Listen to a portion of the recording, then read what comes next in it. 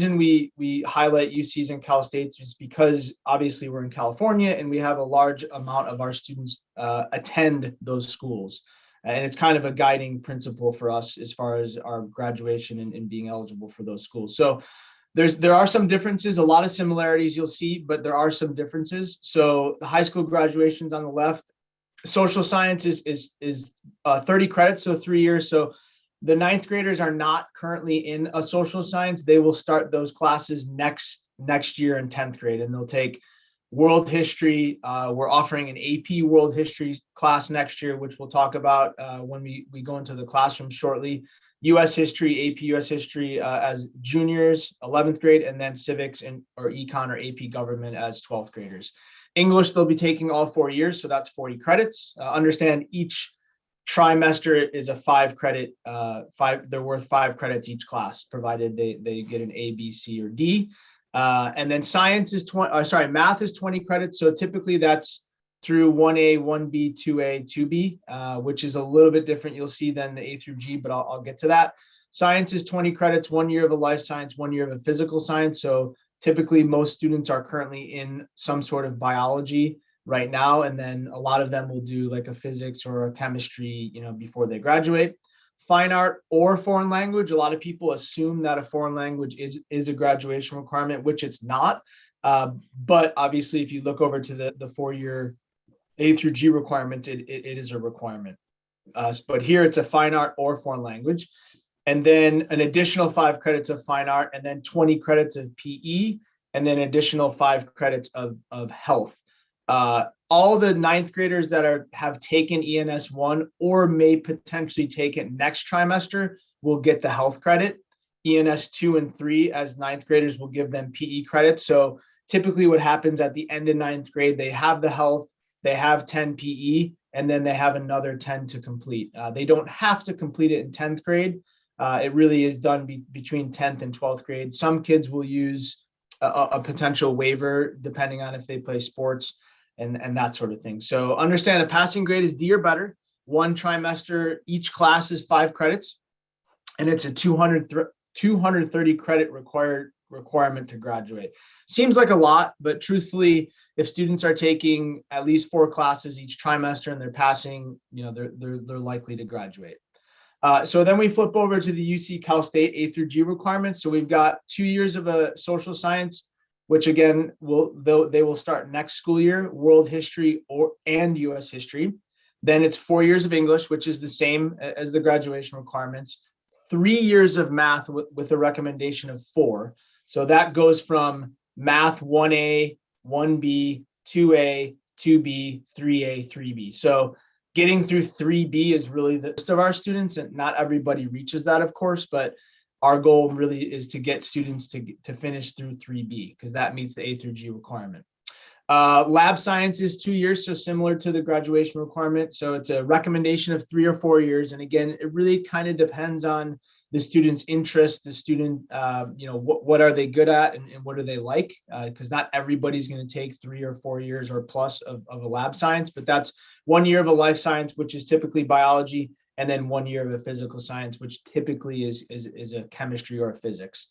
And then 2 years of the same language. So we get a lot of questions of, what if my student just did Spanish 3 and Spanish 4? Do they meet the A through G requirement? The answer is yes. It's where they finish, not necessarily where they started or where, at what grade they started. It's where they finish. So the recommendation is through 3, which would be our Spanish or Chinese 6. But again, same thing. You don't have to take through the 6. It really kind of depends on the student. It depends on the other classes. So it's not always a black and white thing. Visual performing art is 1 year of the same discipline. So 2 trimesters typically. We urge our students to stay within that sequence. So if they do a ceramics 1, then they do a ceramics 2, or drawing and painting or choir or whatever their choice may be. And then they've got an additional year of a college prep elective, which could potentially be a class like a government, a civics or an econ. because that's an A through G approved class, or anything above and beyond. So maybe a fourth year of a math, or a third year of a science, or a fourth year of a language, or however, that will count as a G 1 year college prep elective. And then most importantly, I would say, is not just the the classes themselves, is the grades must be C's or better. So just understand that there's a difference, obviously, between the graduation requirements, which really is D's or better, and then the A through G requirements, which is C's or better. Obviously, you would probably want to be more competitive than a C, but that is part of the options. Okay, so options after high school. So I talked a little bit about this in the beginning. We've got the career technical schools, the CTE programs. There's a lot of certificate programs out there that are really, really useful, and for students to, that maybe school isn't their thing, they can go directly into a trade or a job. We've got 2-year community college. That is a great option. The large majority of them right now are free. So, I think a lot of, truthfully, a lot of people in our community, in our school, they tend to look past the 2-year community college route, which, that's okay. I think that's kind of been a culture that has been created, but I also think that the 2-year community colleges have some really good programs, great transfer rates, and just an easier way to get to a school that maybe they didn't get into out of high school. And then obviously 4-year university, public or private, we've got a plethora of those, not only in San Diego County, but obviously throughout the state, in state or out of state. Those could also be public or private. Gap year, some students did that, especially during, kind of when the pandemic started. They weren't really sure if they wanted to go to college, which I think is understandable.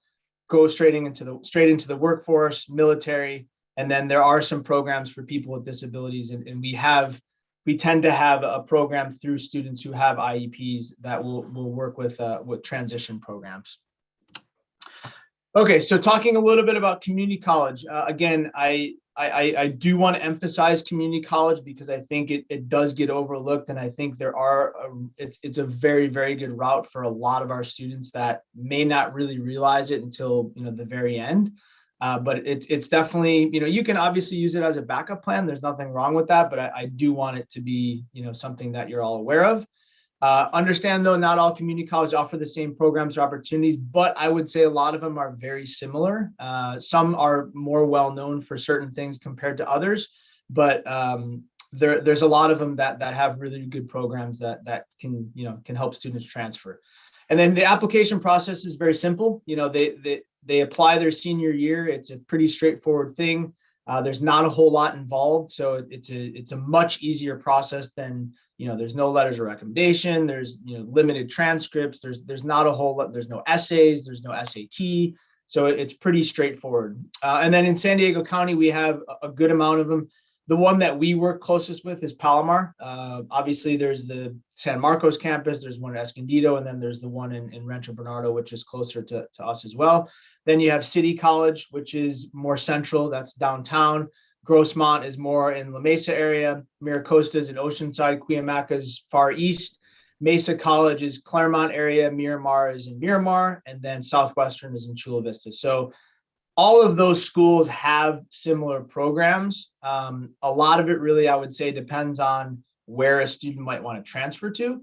So as an example, if a student came to me and they said, I don't think I'm going to get into San Diego State straight out of high school, but I really want to go there. What would you advise? I would say, well, okay, then you should consider going to a Miramar, a Mesa, a City, really any one of these schools, with the exception of Miracosta and Palomar, that would be a direct link to San Diego State because they work within service areas. And then for San Marcos, it's Miracosta and Palomar. So for those students who don't get into San Marcos, I would advise them to go to a Miracosta or Palomar. Potentially, you can actually do both.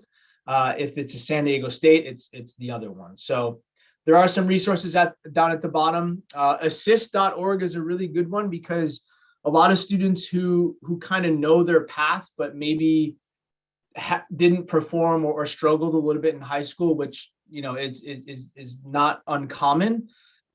You can look up all the majors, and then you can see which classes a student would take to potentially transfer to a certain school based on the major that they want to attend. So it's a really good program. It's actually the program that all the community colleges use to advise their students on, okay, I want to transfer to Cal Poly San Luis Obispo. These are the classes you would take to get into engineering or whatever.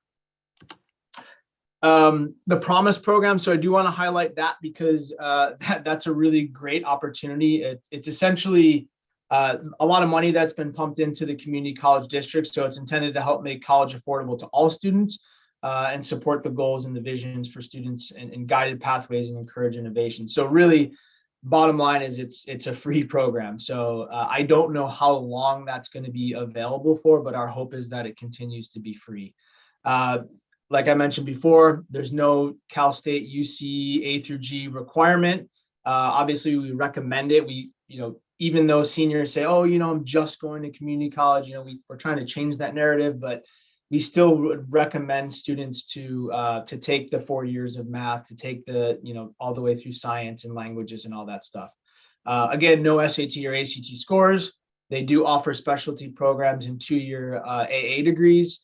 And then obviously really the biggest advantage would be the transfer to a 4-year university. And just understand that the transfer, it's the way the California system is set up, it's much easier to transfer from a 2-year college than it is to go straight to a 4-year college out of high school. The requirements are very, very different, which shows you why the colleges are so competitive, because the standard is higher. There's the iGETC program, which is a transfer program within the UC system or within the Cal State system. And there's a TAG program, which works mainly with the UCs. Certain schools do have a guarantee admission depending on the school and depending on the GPA. Yeah. And then I would also say, taking a college class in community college and earning college credit is a great way for students to be able to, well, one, familiarize themselves with a community college, but also to get the community college credit. So when it comes to taking classes off campus, there are different avenues, but if you wanted to get it to put on your transcript here, it has to be approved, but we have a permission form that needs to be filled out through our registrar. So community college is great. Definitely consider it. Okay, 4-year public university. So we have 23 campuses as part of the Cal State system. Obviously, the closest here are San Diego State and Cal State San Marcos. And then there's 9 campuses as part of the University of California system. One of them is a graduate school, UC San Francisco, and the rest are all undergraduate schools. So I highly encourage you to, if you want to find out more about those colleges, there's a ton of information, through Naviance and through, their own websites. I'll highlight a few differences between the UCs and the Cal State requirements, because there are some small differences. Overall, they're very similar, but there are a few small differences. One of them is a GPA. Typically, the UCs are looking for a 3.0 GPA or greater, whereas the Cal States are looking more for a 2.5 or greater, depending on kind of the schools you're applying to. But you can see under CSU, any California high school graduate or resident California earning a GPA between 2.0 and 2.49 may be evaluated for admission based upon supplemental factors. So it doesn't mean that they won't evaluate you. It's just your chances sometimes get a little bit smaller based on the GPA.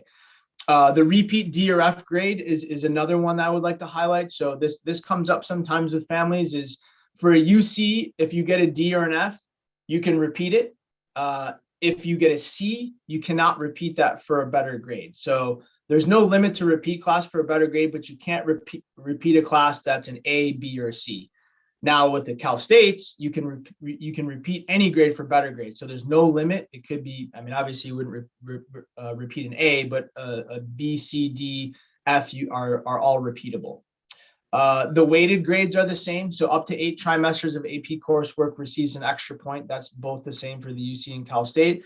And then what do they look for? The application, if you have older children or no students that have applied, you'll just by looking through this UC and Cal State, it's quite a bit different. The UC, they look at the coursework, they look at the personal insight questions. You answer 4 out of 8 of those. They look at the GPAs in the A through G courses taken after 9th grade. You have community service, extracurricular, clubs, sports, leadership. There's something called ELC, which is the top eligibility in local context, which is based top 9% of your school. And then we flip over to the CSU, it's pretty straightforward. So it's GPA, A through G coursework, and then preparation towards the intended study major. So depending on how you do with that. And then they will also consider work, internship, volunteer. So a lot of similarities, but a lot of differences as well. Private schools, we recommend that students really kind of do research and understand what they require, because they're all different. Again, there's a lot of similarities, but every school has differences. So for example, most of the schools will obviously they'll have an application, but they also might have an essay or multiple essays. Some schools have school specific essays. Some schools just have general essays. Nowadays, with the SAT being changed a lot, some of them will require an SAT or ACT, some of them won't. And then they'll obviously look at the student's transcript and that sort of thing. So really, it's just kind of understanding that they're all a little bit different. So how can you go about planning for college? To be quite honest, it's really that second point: maintain good grades and repair if needed. That's really the main focus, is not getting too far ahead. We do want to encourage the four-year planner, but try not to get too far ahead, because I think it's really important for our students to focus on what can they do now, not necessarily what do they need to do, a year or 2 years from now. Getting involved. So that's big. And the getting involved part doesn't have to be complicated. It's something that students want to do, right? So if you're an athlete, be an athlete. If you're somebody who is into clubs and you want leadership, go do that. Pursue those things. We get a lot of questions, how many community service hours should we do? How many volunteer work? How much volunteer? It really depends. I always say, if there's something that you enjoy do it as much as you can. You don't have to put a number on it. You don't have to put a limit, but obviously make sure it falls within your own time management. Starting a filing system. So just kind of keeping track of the transcript, grades, awards, things that these students get. College fairs. I know it's a little bit early, but now that everything's virtual, it's very accessible. It's not, you don't have to drive, 4 hours or take a plane ride to Indiana to look at a school. They're a lot easier to look, as in the earlier stage now. DNHS counseling monthly newsletter. Those are good things to look at. You can see upcoming opportunities and things like that. Exploring Naviance. So the ninth graders, we will start to do this in about a month-ish, a little month and a half or so. We do a self-discovery tool with the counseling team, and it's kind of getting to know their strengths and weaknesses. And then in 10th grade, we'll focus a little bit more on careers. And then in 11th grade, it gets college heavy. Talking about the PSAT, the National Merit SAT and ACT. So the PSAT essentially is offered. We offer it every October. It's now a Saturday test. We typically have just offered it to 10th and 11th grade, just based on sheer numbers and being able to accommodate. So that is something to consider next year, as your 10th grader will be, as your 9th grader will be becoming a 10th grader. When taken in grade 11 only, it's also the National Merit Scholarship qualifying test. So high scorers can become eligible to enter the National Merit Scholarship competition, which really could result in scholarship money, and it's held in high regard by colleges. It's a pretty big deal. So just understand the PSAT. I know there was some changes today actually to the SAT going digital. From what I understand, the PSAT is not doing that yet. I don't know if that'll change, but we'll find out. Just understand that clear, strong focus on knowledge, skills, and understanding are most important for college and career readiness and success. So it's essentially students, what the classes that they're in, a lot of that is they're being tested on that material. It's a 2-hour and 45-minute test, no penalty for incorrect answer, and the composite score is between 320 and 1520. So the 1520 is the highest you can get. SAT and or ACT typically taken in 11th and or 12th grade, again, depending on what schools you're applying to, what score you got. There's a lot of different factors, especially now that the UCs and Cal State, they don't require it. That game has really changed quite a bit. Four-year planner, I mentioned a little bit earlier, pencil it in. You can use pen, but I would recommend using a pencil because it's most likely going to change. Obviously, consider interest, goals, and plans for the future. It's okay if a student, a ninth grader, I know, doesn't know what they want to be when they grow up. There's nothing wrong with that. But I think sometimes in classes that those different classes may spark some interest and give them a little bit more of an idea in terms of what they might want to become or do. Add the year-long classes. So understand that we have a couple of year-long chemistry, pretty much math are all year-long classes, and then any AP coursework are year-long classes. So just understand they would go all 3 trimester. Students can ask teachers for course recommendations. We're getting into that very shortly. And then students can obviously come to see us as counselors. We've been at this school for quite a while, so we kind of know the ins and outs, and it's important, I think, for students to have us and us to be able to give them, the answers that they need. Like I said, drop in during the morning break or lunch, and then ask questions or review your plan. That's something that we can do at any time. This is what it looks like. It's currently on the website under the course request 10th through 12th. I like the document because obviously it's something you can fill in, and I like it also because the shaded boxes can show you those are the requirements for A through G, so you can kind of see where students land in terms of that. So I would highly recommend getting a hold of it and just starting it. Obviously through 9th grade, you can already put in trimester 1 and 2, and most students already know what they're taking next trimester. So speaking of the course request form process, this is a big undertaking for us as a counseling department, but also an important time for your students. The CRF packet distribution to students. So February 9th and 10th, counselors will be sharing CRF info with 9th graders. So we'll be in the classroom kind of talking to them about, the process. Encourage your student to ask their teachers for class recommendations. Teachers are great resources, obviously, because they know the content. They know the content better than us. We're more of an overall picture, how can you fit in all these classes, that sort of thing. We're going to be available at lunch out in the Nighthawk Center for a couple weeks. So I think that's going to be a time for us to be able to connect personally face-to-face with some of our students. Also, if students are considering taking an AP class, we have AP informational meetings that are hosted by the teachers who teach those classes. Those are really, really important for students to get into because yes, we for sure encourage students to take an AP class, but we also strongly encourage that they know what they're getting themselves into. So definitely take a look at that. And then parents, if you have questions, we are setting aside dates for you to ask us questions about the CRF and courses February 17th, 28th, and March 1st. That will be through Zoom. And then all of the CRF, the online portion, and the actual hard copy of the CRF will be turned in March 11th to their homeroom teacher. This is the course request page, so you can kind of see what it looks like. For those of you who have older students, it's not too much different.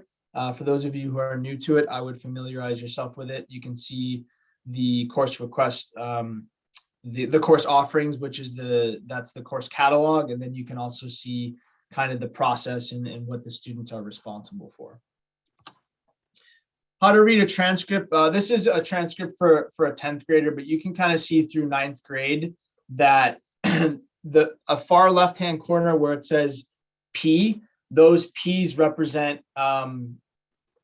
they indicate that a class is a college prep class. So it's A through G approved if it has a P through it. So if you look at 9th grade, this particular student, and really most students, all of their classes are P's with the exception of the ENS classes. Those are not college prep classes. Those are graduation, and essentially they're actually state requirements. So those are why those are there. And then there's a graduation requirement credit summary. That's normally actually towards the bottom of the page, but that shows the students what's required, what they've completed, what they're currently in, and then what they still need. So again, obviously this is a working document. As students finish each trimester, the grades will go on. The grades from the progress reports that were just released do not go on the transcript. It's just the final grade at the end of the trimester. So this is an example of a student repeating a class for a better grade. So you can see you have a high school English 1, they received a D the first trimester, they repeated it the next trimester and received a C. So that C grade they'll factor in the C grade, not the D grade. I do want to highlight though that the high school English 1D grade, it's not going to leave the transcript. It always stays on the transcript, but the new GPA will be factored in for the new class. So there's, as you can see, there's no credit because it's a repeat class. So just kind of look at that. And then there's also the biology example. So there's a D in biology. That student received a D, ended up repeating it in 10th grade, received a C, and now that's the new grade. So just kind of understand what that looks like. And that's why when we see D's and F's, obviously on transcripts, we highly encourage our students to repeat those classes, whether it's through the regular school year or potentially summer school. You can see that. You can see that. All right. So CTE. So we have a really, really strong CTE, career technical education pathway. I was actually in a class, a marketing or a finance class today, and it's a really cool environment. You know, the students are doing real world stuff. They're talking about stocks and taxes and interest rates and things that, you know, as adults you really need to know. But all the different offerings are really, and we also have an incredibly strong science pathway. The health science and medical technologies is extremely strong, and there aren't too many schools out there that offer the classes that we do. But we have 6 CTE career pathways, which builds transferable professional skills through project-based learning aligned with industry standards and core content. CTE pathways help our students to be better prepared for the future, and a large majority of the classes are also articulated with the community colleges, so they can also receive community college credit. So there's a lot of advantages to our CTE classes. The teachers are excellent. They're passionate about their subjects. And the students typically who are involved, they really get a lot out of it. Naviance, this is our kind of our college and career resource, that tool that we've been using for quite a bit. It's accessible for everybody, students and families. So really, truthfully, the biggest part for us, it has to do with colleges. A lot of it has to do with data as well, because we can compare GPAs, test scores, all sorts of historical data, which is really the best indicator to help advise our students. Signing up for college visits. So we communicate, the colleges communicate with us, and then we communicate with our families for students who can come in. Normally, you know, when school's in session, they'll do it in person. Lately, they've been doing them virtually, but those are really important to visit those, to connect with colleges.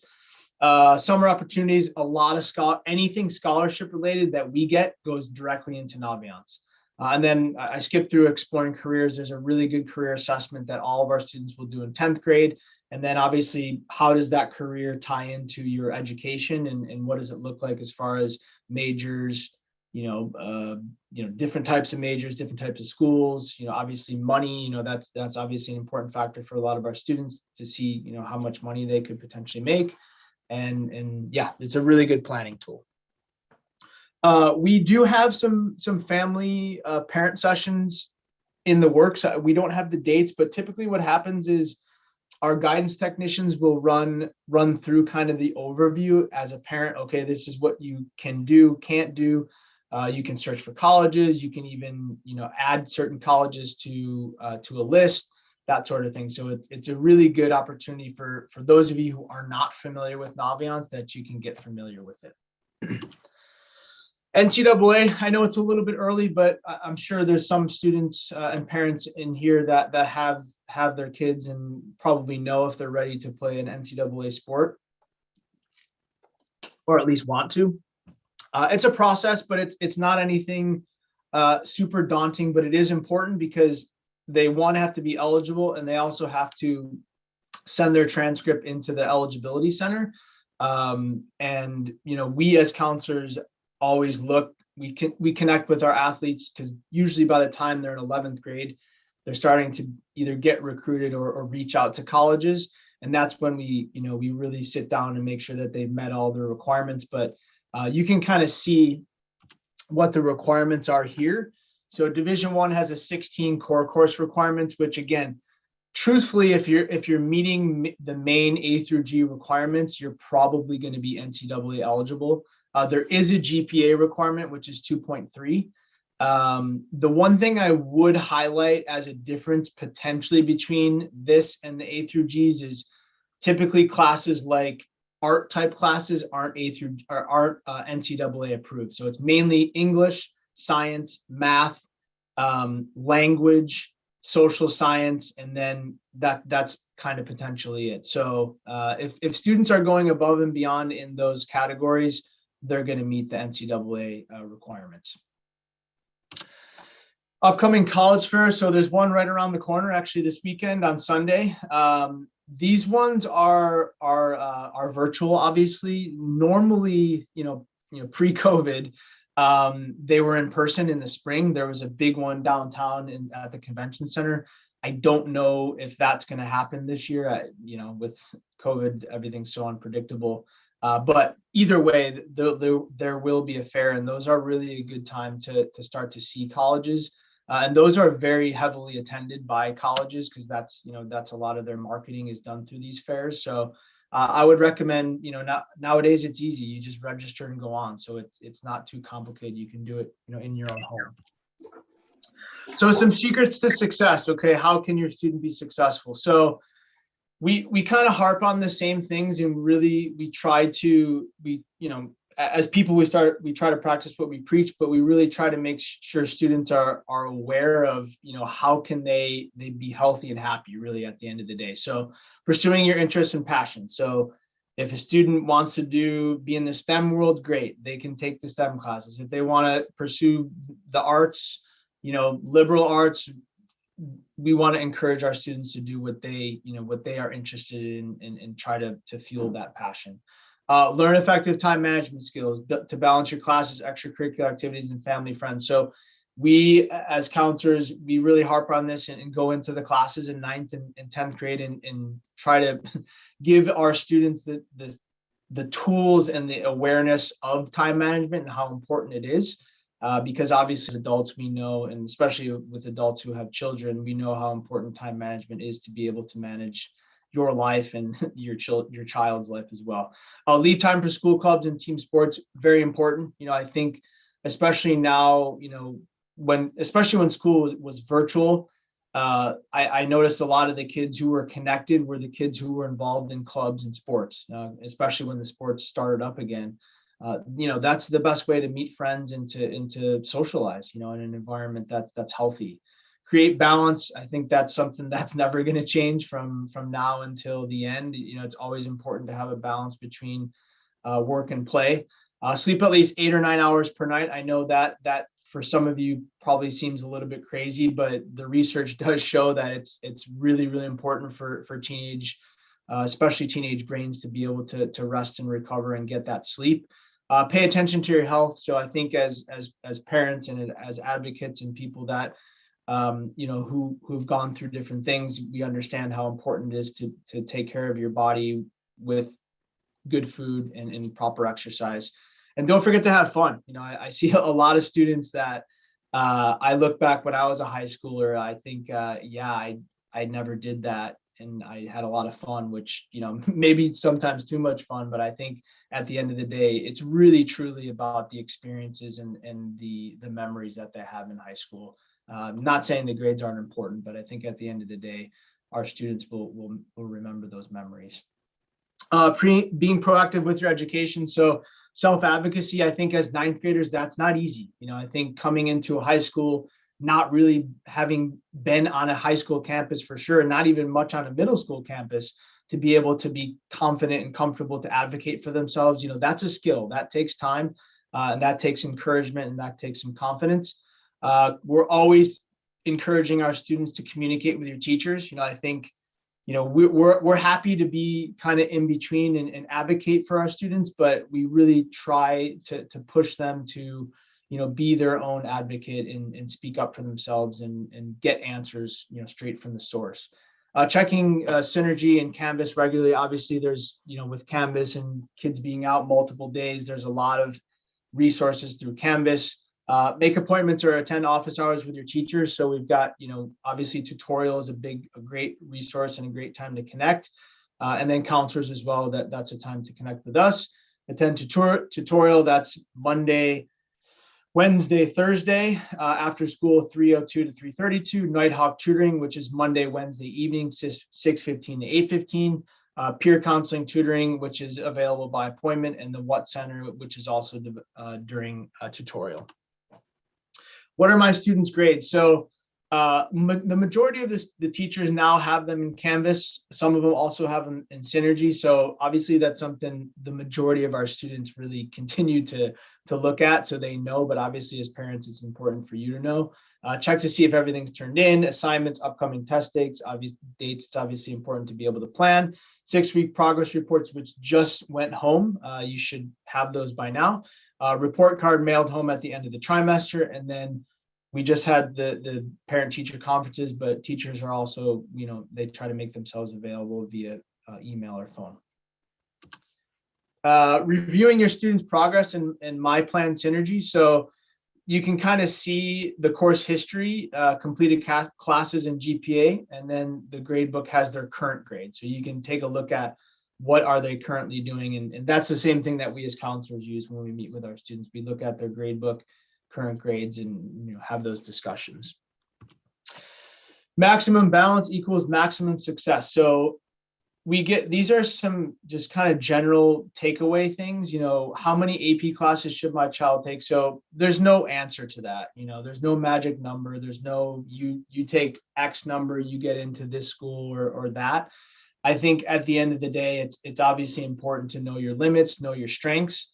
As ninth graders going into 10th grader, they'll have more opportunities to take AP. We're not saying don't take AP, but I think it's important for those, especially those students and families that are highly ambitious, that they don't overdo it. Making sure that it's something that's manageable in terms of workload and also time. Because you have to factor in sports, clubs, those sort of things are obviously important and take time, just like the classes do. Stress caused by academic pressure. So I think, the pandemic, I think, kind of accelerated that a little bit. I think, it was easier for parents to kind of see how stressful school can be, when they're with them 24/7. So it's important that students maintain a balance and not put too much pressure on themselves, because I think it's good they're at a school that's competitive. Don't get me wrong. I think there's a lot of advantages to that, but I think that some students take a little bit overboard. So it's really important for students and parents to help their child plan, help them decide what's important, what's not. And then just, at the end of the day, it's time management. How can you manage your time and keep your life balanced and healthy? And then social media, I personally do think there are benefits to social media, but there's obviously a lot of things that can go wrong. So I think it's important that students understand that it's once it's there, it's there. Once it's there, it's hard to get off. So if you think you should not post something or send something, don't do it. I think it's important to take a step back and understand, what the implications are. And nowadays, a lot of colleges will look students up. They'll look up their Instagram. They'll find them, and usually it's not a problem, because I think most of those students tend to be, they're appropriate and smart about it. But it's important to understand that, and jobs as well. I think nowadays it's easy to find people and find out what they're about. So it's important to have the good stuff on there. Wellness/behavioral changes. So just keeping an eye on your student, looking to see if their mood changes, energy level, motivation, sleep, appetite, activity level. These are all things I think as teenagers, as they're growing, can change. But obviously, if there's major changes, that's something that we would be happy to help you with. Making sure they're hygienic, taking care of their bodies, new or increased memory problems, difficulty concentrating. Obviously, that's important for school. You need to be able to remember and be able to concentrate. Missing family functions, avoiding events, withdrawing from religious life if previously devout, or withdrawing to just kind of looking at, that's never going to change. Breakfast, lunch, dinner, right times, the right vegetables, fruits, all that stuff. Exercising, staying active, that could be as simple as walking outside. Doesn't necessarily have to be a marathon, but I think being active is really important. Sunshine, we don't have, there's really no excuse to not get sunshine living here. So, that's obviously an important thing. Good night's sleep we talked about. Seeking help when needed. I think it's important for our students and your students to be able to speak up and to seek help, because there's nothing wrong with that at all. And to take breaks, whether those breaks are every 15 minutes while they're studying, or just breaks from technology, social media, those are also good breaks. So I think it's important that students have that balance of healthiness. So ninth grade checklist. So pick the coursework that best suits your goals, right? So understanding what do you like, what have you done well in so far as a ninth grader, and then looking at how that may translate to 10th grade. Summer suggestions, maybe potentially visiting colleges, part-time job if you're old enough. I don't know if you will be. Volunteer work is a great thing to do, and having fun too, I would say as well. You live in a city that you can do a lot as a teenager, and that's something that they should take advantage of. Naviance exploring career in colleges. So in March, we will, I spoke about this earlier, we will work on self-discovery and complete a strengths explorer. It kind of helps uncover talents and reveals potential strengths for your students. And then as parents and guardians, just checking the website and counseling newsletter for important dates, attending events such as these, help your child develop independence by encouraging him or her to take responsibility for balancing homework with any other activities or a part-time job. So those things, I think, sometimes it's easy to forget as they get older, they get more independent, but I think it's important to continue to encourage their independence, but also be aware that they know you're still there to be a support. So at this point in time, thank you for attending. I will leave it open. I don't know what's been going on in the chat. I would assume that there's been some questions being asked. I haven't looked at it. Are there any questions that have not been answered, or if a counselor maybe wants to chime in? Yeah, I can chime in. Okay. We just got one about the trimester 3 schedule. So will students and parents see their schedule prior to choosing CRF courses for next year? So yeah, your student will see their Tri-3 courses usually a couple days before the trimester begins. So I don't know, they should be able to see their courses before they actually choose their classes for next year. Yeah. The CRFs will be due on March 11th, that Friday, and the third trimester of the course of the year will begin on March 7th. So students will have an entire week in trimester 3 before their CRFs will be due. And then the next question, can we download transcripts through Canvas or Synergy by ourselves? We wish, but at this time, we cannot, our students cannot download their transcript. They can see their past courses, they just can't download their actual full transcript. We tried that. Yeah, it's kind of tricky. Yeah, we were hoping to make that happen, but we also have, students can get their transcript though. There's specific security requirements and confidentiality pieces that we have to abide by, and it's why we can't upload the transcripts directly into Synergy. If a student would like a copy of an unofficial transcript, they'll be getting that when we visit out to the classrooms for the CRF presentation. And then in future years, if they need one for a different purpose, scholarship or internship or something, they're welcome to come in and speak with our registrar, and they can get a copy of an unofficial transcript at that time. And then we had a question about Naviance. So I know I had been in contact with a few parents that I work with. The 9th grade Naviance accounts are not set up at this time, but they should be shortly. Is that correct, everyone? I think they should be up within the next few weeks.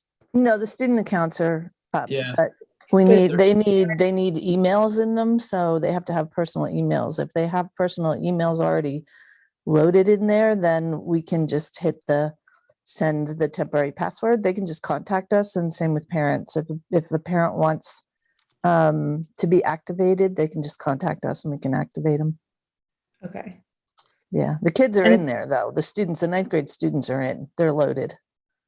Okay, good. And typically our guidance technicians, Mrs. Reich, Sue Reich and Jamie Stone, help with that. So Sue Jamie takes the beginning of the alphabet and then Sue has the end of the alphabet. If you need assistance logging on, you could email one of them and they would help you with that login. Okay, where do we leave off here?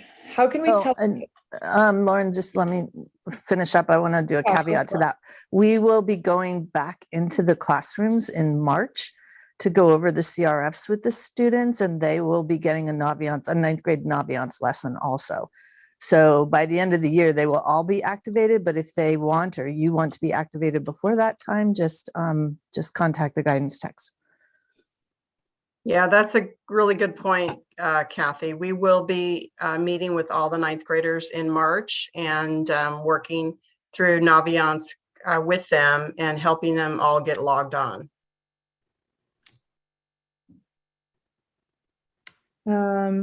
Okay. Pros and cons of summer courses. Does anyone want to take that? Well, I guess cons is that they're not always taught by our teachers and they're shorter. So they're a little bit more condensed. And they're online, which Online, no, they go quickly, usually 3 weeks online with not as much instruction.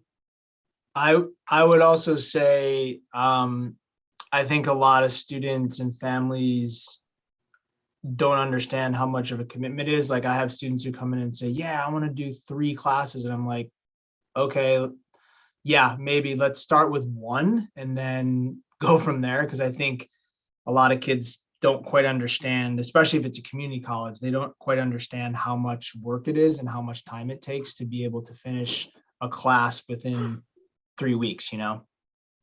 And the other piece is that they don't get a break. If they're in school all year and Mhm. then they're in, they go to summer school all summer and then they're back in school, by mid-August, they are going to school year round, Yep. basically. So you have to know your child and what they can handle. And I think summer school can be, Poway Unified offers summer school. And in the past, it's always been for remediation. And that can be beneficial for students who aren't doing well and have fallen behind and are at risk of not graduating. That has been the purpose of summer school. The last couple of years, because of COVID, they've been offering it for anyone. But again, like what Mrs. Marin said, we really encourage our students to take the summer and do something other than schoolwork and have a break from it.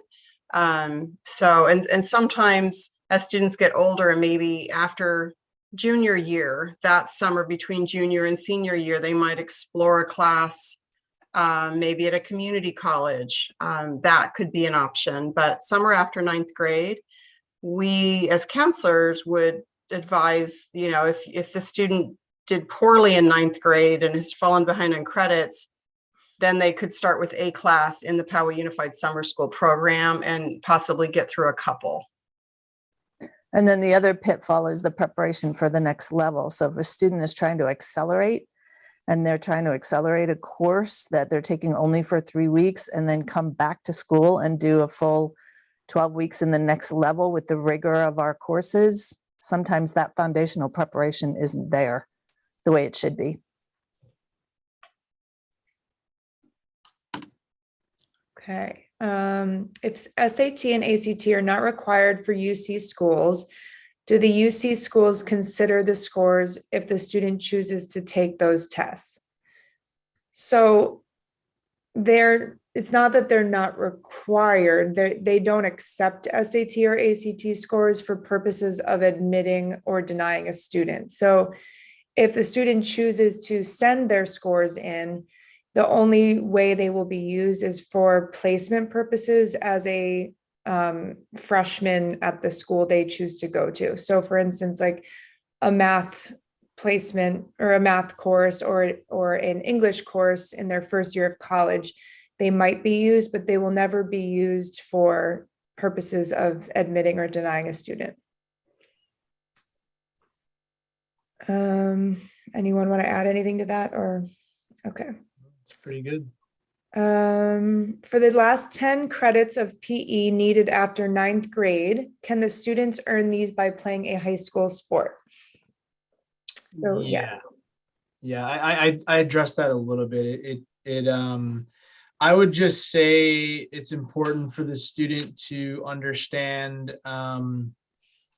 when those meetings are held, because each trimester, our athletic director holds a meeting that is mandatory for the student to attend. They're usually 2 meetings, typically within the first, it's usually the second week of the first trimester, sometimes the first week. And they need to attend that meeting because there's paperwork that they need to pick up and understand that, what the requirements are to get the waiver. So that is a possibility. And there's a question about the new bell schedule for next year. We don't know yet, right? It hasn't been set in stone. So But what we do know is that the district board has approved that our bell schedule will run from 8:40 to 3:45. The particulars of the bell schedule will be determined shortly. We're working with a group of our own teachers to determine what's going to be in our best interest as Del Norte High School and put our students in the greatest level of success with the new schedule.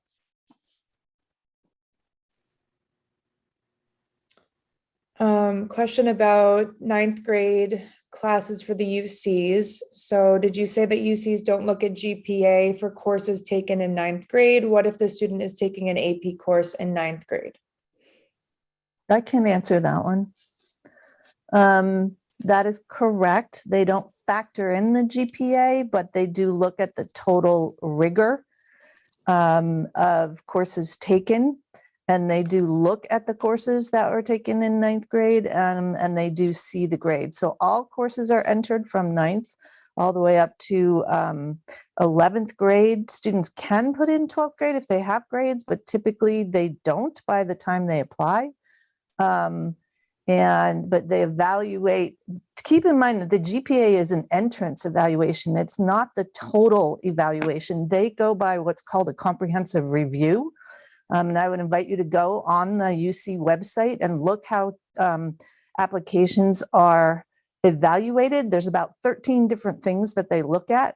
Students will not have everything on that list of 13, but they do look at the courses and grades throughout the entire 4 years. So they do also look at what students are taking senior year as well. So they do factor that in as well. And keep in mind that other schools outside the UC system factor all grades, most of them, or all 4 grades. Okay, I think we have time for one more. So is it possible to change their course selection for next trimester, and how can they do that? Yes, they can change their courses for next trimester. They have to come to the Nighthawk Center and get a blue ad drop form, take it home, get it signed by a parent or guardian, let us know what course they want to drop and what they want to replace it with, and then bring it back to us. And if there's room in the course that they're requesting, we can add them before trimester 3 starts. And it's also on, space available, but someone asked in here about whether we would move it around and change their 5th period class for sports. And the answer to that is no, unless they're requesting to try and get an off roll. And that would, if we can do it and there's room in courses earlier in the day, then we could try and grant the off roll, and then that would guarantee that they wouldn't be in an academic class. We just don't have enough courses to place every athlete without a full, an academic class. There's just not enough electives and not enough classes to be able to do that for athletes. So typically we don't. Yeah, we have to keep in mind that the spring season in trimester 3 is our largest season of sport with athletes. We generally run somewhere about 50 to 55% of our student population is involved in a sport during the spring trimester. So based on that and based on our enrollment numbers, we don't have that flexibility, as Mrs. Marin was kind of indicating. So it becomes very difficult to adjust that. And so for future years, as looking into the CRF process, it's important that you start looking ahead and planning for seasons of sport of possibly inserting an off roll into that seasonal sport during the future years.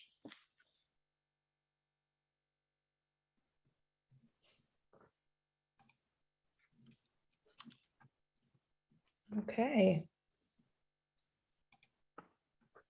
I think that concludes the presentation. Thank you, everybody, for coming. Appreciate your time. Have a great evening and rest of your week.